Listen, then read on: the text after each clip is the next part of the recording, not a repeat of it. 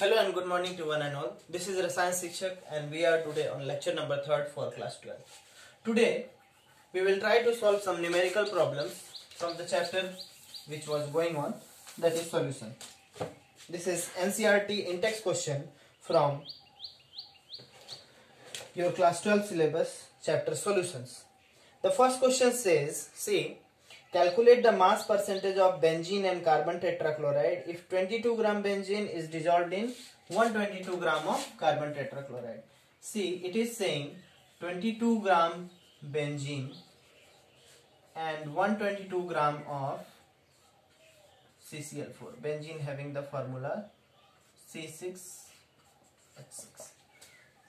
See, if we have to calculate the mass percentage for benzene, the formula says given mass, that is 22 gram, by total mass of the solution, that is 22 plus 122 into 100, that will be 122 upon 144 into 100. So if we divide 22 by 144, then it will come to be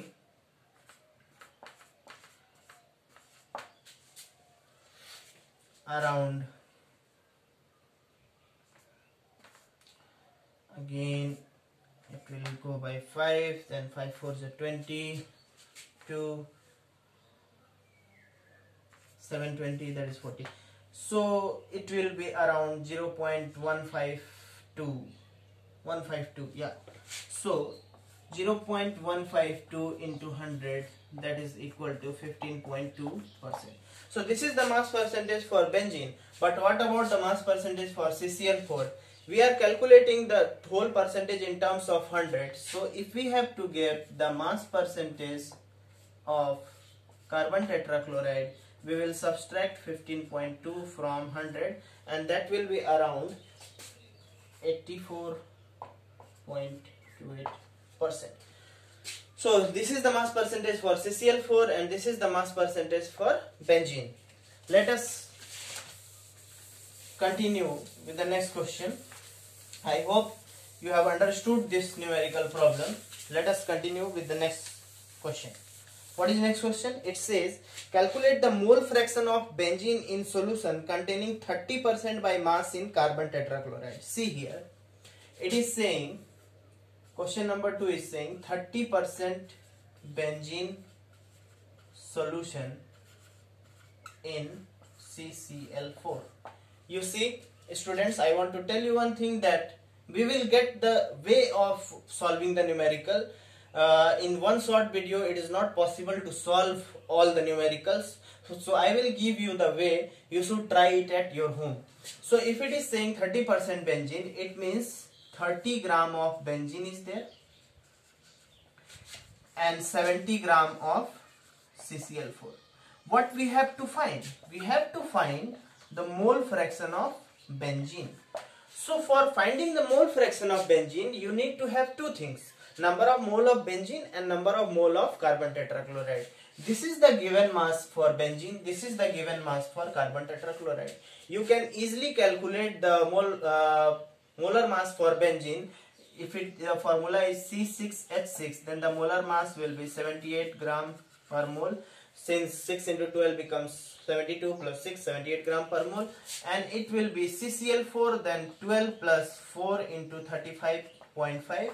So what it will be, let us see, 4 5 is 20 and 2, 4 5 is 20, 2 and 4 3 is 12, 142 plus 12.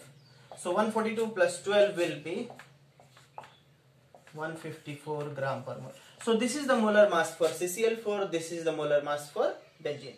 Now if we have to find the molar mass, mole fraction of benzene, then we have to put 30 upon 78, that is the number of moles for benzene, upon total number of moles, that is 30 by 78, this represents the number of moles of benzene, plus 70 upon 154. That will give the mole fraction of benzene. I hope you have understood how to solve this, and you should try and find out the answer, what will be the mole fraction of benzene. Let us continue to the next question.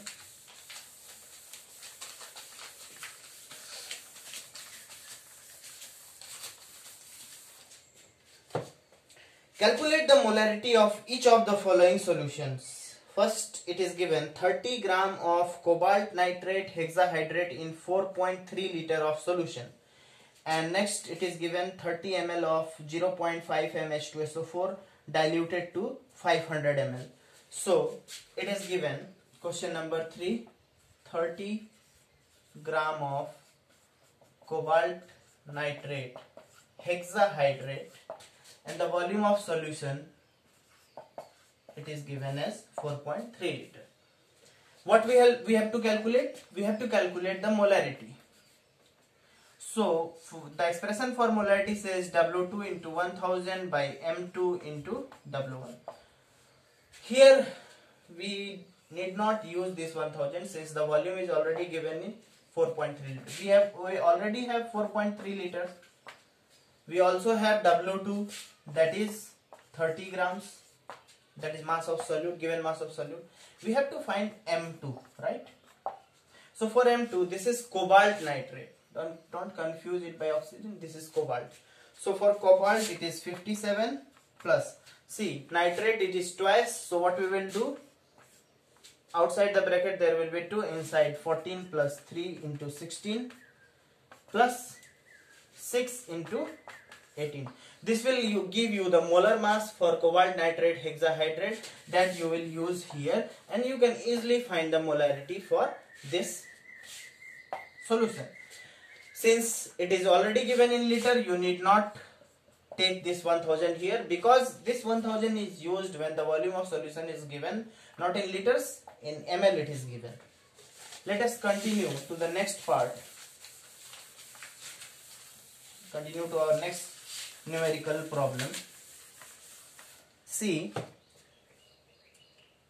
it is saying calculate the molarity and mole fraction of Ki if the density of 20% mass by mass aqueous Ki is 1.202 gram per ml. See, 20% solution of potassium iodide and density is given as 1.202 gram per ml. See, it is question number 4. So if it is saying 20% solution of Ki, it means that 20 gram of potassium iodide is there and 80 gram of water is there. Since it is saying aqueous Ki, the Ki is dissolved in water. So first you have to calculate the molality. So for molality, what we will do? W2 we have 20 into 1000. See, in molarity we have to take the molar mass of solute also. This solute is Ki. So the molar mass for Ki will be, for this potassium it is 39, for iodine it is 127, it becomes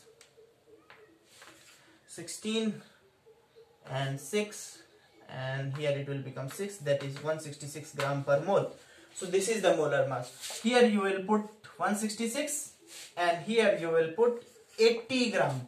Why it is 80 gram? Because it is given as 20% solution of Ki. So you can easily get the molality here. Molality, as you know, it is W2 into 1000 by M2 into W1, where W2 is the given mass of solute, M2 is the molar mass of solute which is calculated as 166 gram per mole, 80 gram is the given mass of solvent, only solvent in kg. Since it is in grams, we need to convert it by putting 1000 here.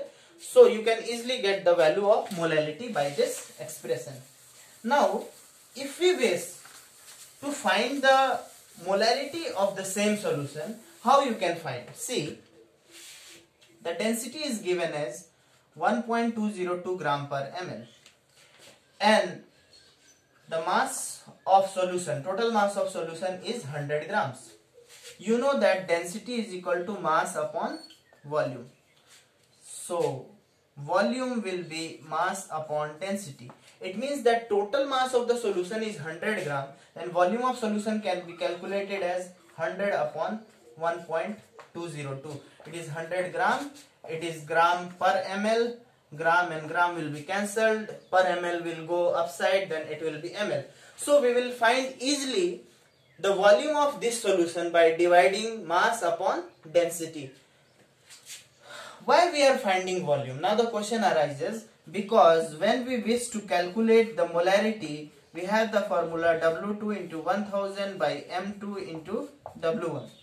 Here you will use W2 as 20 gram since it is 20% solution, that is alright. For M2, that is molar mass of the solute, we have already calculated 166 gram per mole, but the volume of solution in liter that you will get from here. So density is a hint to solve this question. So to find out the molarity, we have to find out first the volume of solution, and since it is in ml, we have to use 1000 here also. So I hope so that you will solve all these questions. Now we will continue to our theory part, and we will complete some part of the theory, and later on we will be focusing on the numericals from the subsequent sections. Next concept which we are going to study is solubility. Let us concentrate, students. See, the maximum amount of solute that can be dissolved in a given amount of solvent at a fixed temperature is called solubility. Maximum amount of solute that can be dissolved in a solvent at fixed temperature. Why it is said fixed temperature? It means that if we vary the temperature, this solubility also varies. So the definition says that maximum amount of solute that can be dissolved in a solvent at fixed temperature is called solubility. Now let us understand the solubility of some specific solutions. First we will take the solubility of solid in liquid. For example, if we are taking a liquid solvent and we start adding solid solute to it, we are adding the solid solute to it. But you know that for every solvent there is a particular limit up to which the solute can be dissolved. एक limit होती है हर एक solvent के लिए जिससे ज्यादा solute आप उसमें डिसॉल्व नहीं कर सकते. At one stage of time there is a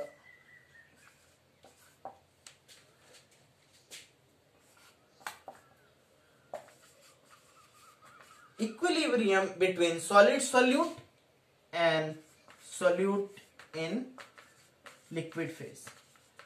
What do you mean by this? It means that if we are dissolving the solute continuously in a liquid, there's a time where there is equilibrium between the solid solute particles and the solute in liquid phase. The rate of the forward and reverse reaction becomes equal, as you have studied in class 11 in the chapter equilibrium. So what happens? The number of solid solute particles which are getting dissolved, the same number of solute particles begins to crystallize, that is come out of the solution. What happens?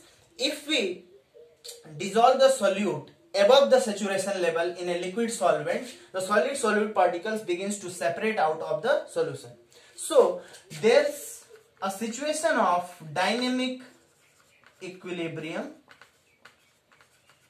in such system. Let us again concentrate what we have studied. First, we have defined about solubility. What is solubility? Solubility is the maximum amount of solute that can be dissolved in a solvent at a fixed temperature. Why at a fixed temperature? It is said because if we vary the temperature, the solubility also varies. So when we begin to dissolve a solid solute in a solvent, what happens? At a certain limit, there is certain limit up to which you can dissolve the solute. After that, no more solute will be dissolved in the particular solvent. So there is an equilibrium between solid solute and solute in liquid. Now let us study what is the effect of temperature on solubility. See, if it is dynamic equilibrium, it must follow the Le-Chatelier's principle. What the Le-Chatelier's principle state? The equilibrium shifts itself in such a direction so as to counteract or reduce the effect of change. If you are changing anything, that we are changing here temperature, so reaction अपने आप को ऐसा set करेगा कि temperature change का minimum effect हो उसके ऊपर, इक्विलिब्रियम वापस से रीएस्टैब्लिश हो जाए. So you know that there's a term called enthalpy change. So the process which we are doing to make the solution, this process is called dissolution. Dissolution means addition of solute to the solvent or increasing the amount of solute in the solvent, that is called dissolution. So if the delta H for this dissolution process, delta H is positive, that is the process is endothermic. And if the delta H is negative, then the process is exothermic. You see that if the process is endothermic and we are increasing the temperature, then the solubility increases. But if the process is exothermic, if the dissolution process is exothermic and we are increasing the temperature, then the solubility should decrease. Understood? Because why it happens? It all happens because of the nature of the dissolution process. If it is endothermic in nature, its nature is to absorb more and more amount of heat. So you are giving it the same. ऐसे case में क्या होगा? Solubility increase कर जाएगा temperature बढ़ाने पे. But अगर वही प्रोसेस एक्सोथर्मिक नेचर का है, डेल्टा एच का साइन क्या है? नेगेटिव है. Then in that case the solubility decreases with these two things happens with increase of temperature. So increase of temperature decreases the solubility in endothermic dissolution process. Increase of temperature in endothermic dissolution process decreases the solubility, and increase of temperature for exothermic dissolution process increases the solubility or decreases the solubility, and here it increases the solubility. So this is the effect of temperature on the solubility of solid in a liquid. Now we will find out what is the effect of pressure in such type of dissolution process. Let us see.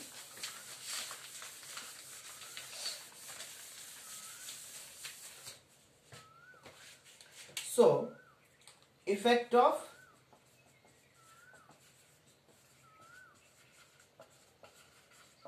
pressure. So if we will try to find out the effect of pressure, see students, concentrate. We are using the solute as solid here, and you know that pressure को कुछ भी कर लो, change कर लो, pure solid के लिए कभी भी pressure में कोई change नहीं आएगा. So there is no any significant effect of change in pressure if the dissolution is of solid in liquid. अगर हम किसी solid को liquid में dissolve कर रहे हैं and we are changing or varying the pressure, there will be no any effect on such type of dissolution process. I think you have all got the point why the change in pressure is not affecting the process of dissolution of solid in liquid, because the pressure changes do not have any significant effect on such type of process. Now let us continue, and by this topic we will finish our this lecture and we will continue in the next lecture. See, now we are taking gases in liquids. We will take one by one gas. First we have taken solid in liquid, now we have taken gases in liquid, then we will take liquid in liquid, and we will inquire about each type of solution. See, suppose that we are taking a liquid solvent. So this is solvent in liquid state, and we are having some gas molecules which are exerted upon by a piston on the surface of solvent. ये solvent का surface है और gas के molecules को हम इसके ऊपर क्या कर रहे हैं, प्रेस कर रहे हैं, right? So what the law says that the solubility of gases in liquids is directly proportional to their pressure, to the partial pressure. It means that the solubility of gases in liquids is directly proportional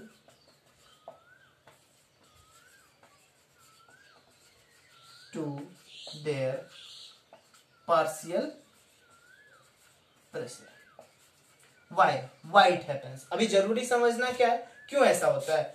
If we begin to press this piston more harder inside on the surface of the solvent, what happens? More and more gas particles begins to dissolve, and obviously if you will put more pressure, then they will have the pressure of the gas molecules also increase. So the solubility of gases in liquids is directly proportional to their partial pressure.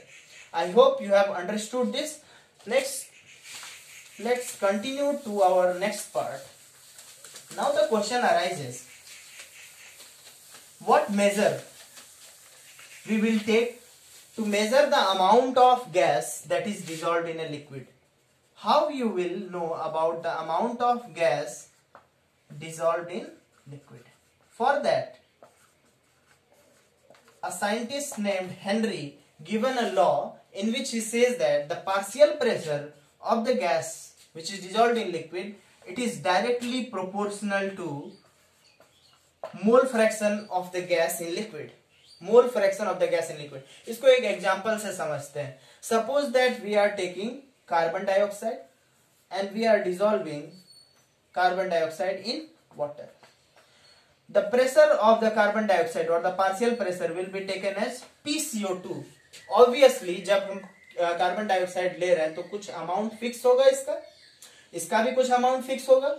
So it says that the partial pressure of CO2 will be directly proportional to mole fraction of CO2 in the solution. Obviously mole fraction के ऊपर क्यों depend कर रहा है, जितना ज्यादा gas water में dissolve करेगा मोल फ्रैक्शन उतना ही बढ़ेगा. And more the mole fraction will be there, more amount of pressure will be there and the solubility will increase. Since solubility is directly proportional to partial pressure and the partial pressure is directly proportional to mole fraction of the gas in solution. So how much you will increase the pressure, that will have a direct effect on the solubility. So if you will use a constant here, the KH is called Henry law constant. So the partial pressure of the gas above the solvent, it is directly proportional to the mole fraction of gas in the solvent. You will be clear with this law and how it will be used when we will solve the numericals related to this law. Now see, what about the value of KH, or how we can know about the solubility of gas, whether it is less or more depending upon the value of KH. You see, if I take KH, then it will be P upon X. It means that KH is inversely proportional to mole fraction. The value of Henry law constant is inversely proportional to mole fraction. So let us rub it, because you will be confused and it is important to understand, right?